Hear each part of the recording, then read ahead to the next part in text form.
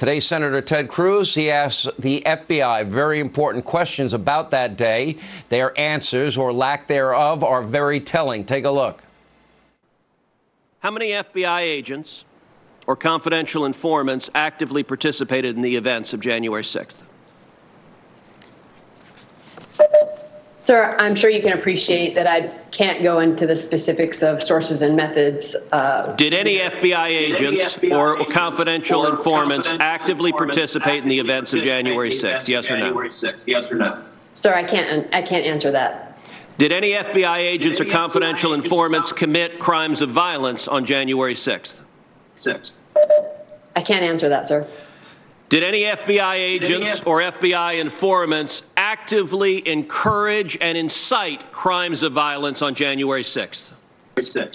Sir, I can't answer that.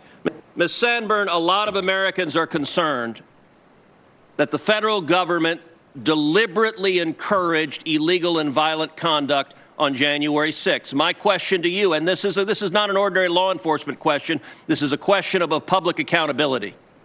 Did federal agents or those in service of federal agent actively encourage violent and criminal conduct on January 6th?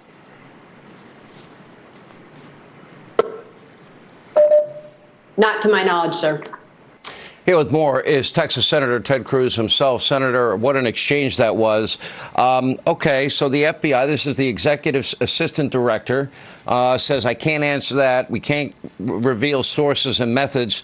That doesn't prohibit, though, the FBI, Senator, in my mind, that they could have said the FBI did nothing illegal. The FBI did nothing unethical. The FBI would never encourage any type of violence or participate in such. That would be a broad, sweeping generalization without giving out any sources, any methods, or any evidence whatsoever. Why couldn't there be a blanket denial that that's not who we are, that's not the way we act? Well, there should have been, and if they were doing their jobs, that's what they would have said. But unfortunately, under Joe Biden, we have seen an incredibly partisan Department of Justice. And both the Department of Justice and the FBI have an arrogance that they are not accountable to anyone, that they can stonewall. And so it should be very easy for the FBI to say, no federal agents participated in violent crimes. No federal agents actively incited, encouraged others to commit violent crimes. If they were doing their jobs, those would be very easy questions to answer. They refuse to answer those, and there's an element of arrogance. But we got to watch this in light of the last 5 years, where we know that the Department of Justice and the FBI was deeply politicized, that it went after Donald Trump with all of its might, right down to an assistant general counsel at the FBI fabricating a counterfeit document that was submitted to a federal court to try to target and take out President Trump. And given that history of deep politicization that has undermined the integrity of these noble institutions, I think both the FBI and the Department of Justice have an obligation to be candid and to come clean.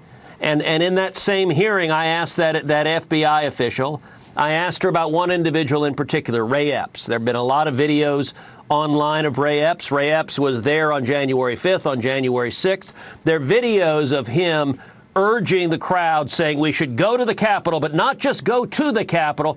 We must go in the Capitol. In other words, urging them to break the law.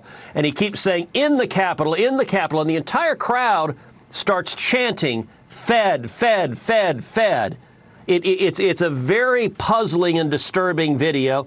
The next day on January 6th, there's video of him talking to one of the people at that rally, whispering in his ear, and literally 5 seconds later, that person is pushing barricades down. The natural inference being that this individual urged him to break the law. And so I asked the FBI, is Mr. Epps an agent of the FBI? Is he an informant of the FBI? And she stonewalled, refused to answer. We know the FBI put him out on the list of people they wanted information about, and then magically he disappeared. There needs to be transparency, and the Biden administration needs to fess up. Is this a politicized law enforcement operation that is targeting the enemies of the president And did they actively encourage and solicit illegal conduct? Senator, that would be an easy question to answer. That doesn't reveal sources and methods. Yep.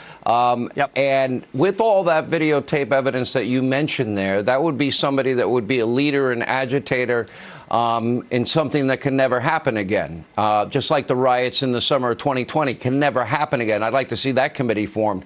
So my question is, why can't they just definitively say absolutely not? And that would be a person of interest. They originally did say that. Why did they back off that? Well, look, they should be able to say that. And listen, law enforcement all the time has undercover officers. That's not unusual. What is unusual, what is illegal, is for those undercover officers to actively incite illegal conduct. You know, if you and I go out to dinner and I'm undercover against you, that's fine, but I can't say, hey, Sean, let's go knock off the bank. I got a great idea. Come on, Sean, man up and let's go rob the bank. That's crossing the line. That is illegal. Well, that would be how much depend on how much we both drank before they were giving an answer. But I'm not trying to make light of it. But I want to ask you another question. Because this attorney general, I now feel, especially after the Trump-Russia hoax that went on for 3.5, nearly 4 years and dragged this country through hell, all based on a dirty Russian disinformation dossier paid for by Hillary and FISA warrants, where, in fact, they knew at certain times that the information contained in there was false, and it became the basis of the FISA applications. So I want to know why the Attorney General of the United States is looking at Texas's voting law, which is far more accessible, as is Georgia's law, far more accessible than the very restrictive laws in the state of Delaware, where Joe has served, I believe now, a whopping 577,000 years, and he never lifted a finger to change the voting laws. Why is he attacking Georgia and Texas when his state is far more restrictive? Yeah, listen, it is absolutely hypocritical. And the unfortunate answer is this attorney general is not up to the job. The job of attorney general is too big for him. He was a federal judge for 24 years. And when he came in, he had a reputation for not being overly political, for being a man of integrity. And in less than a year, he has lit that reputation on fire, because what's happened is Merrick Garland has just given in to the political partisans. He hasn't had the strength of courage to tell his own party no. And, you know, you reported on a story that Fox broke earlier today that is a great example of that, which is the shameful instance where the Attorney General directed the FBI to target and to prosecute parents, to prosecute moms and dads as terrorists for going to school boards and expressing their displeasure at critical race theory, at it's chilling. Boys in girls' restrooms, at sexual assaults.